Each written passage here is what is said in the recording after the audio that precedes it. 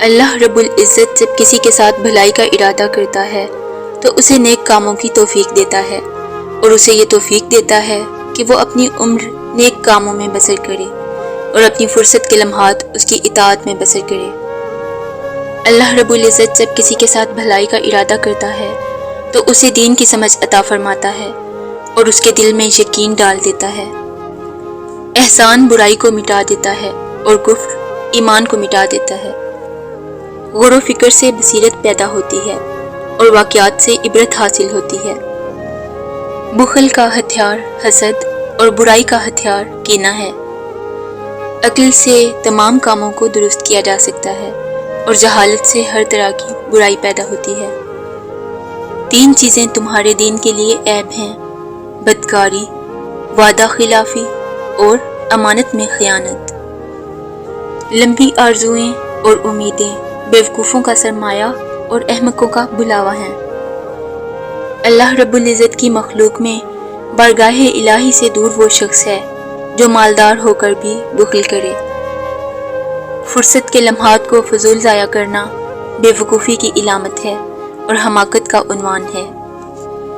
2 صفات ایسی ہیں اللہ رب العزت ان کے بغیر اعمال قبول نہیں فرماتا۔ نمبر 1 تقوی، نمبر 2 اخلاص۔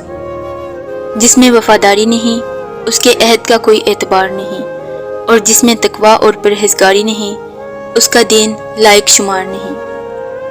مومن کے لیے آخرت کا بہترین توشہ تقوی و پرہیزگاری ہے۔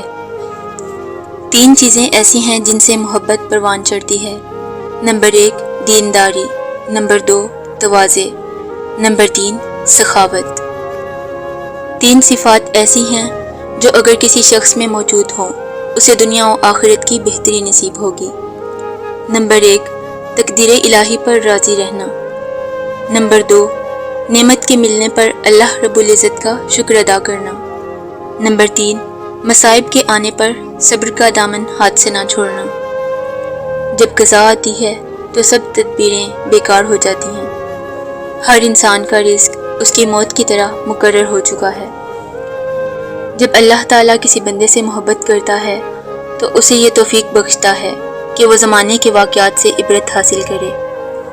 صبر کی توفیق مصیبت کے انداز پر ہوتی ہے اور مصیبت کا اجر مصیبت سے کئی گنا زیادہ ہوتا ہے۔ جو شخص تواضع سے پیش آتا ہے سب لوگ اس کی تعریف کرتے ہیں۔ دلوں کی آبادی عقل مندوں کے ساتھ تعلقات میں پوشیدہ ہے۔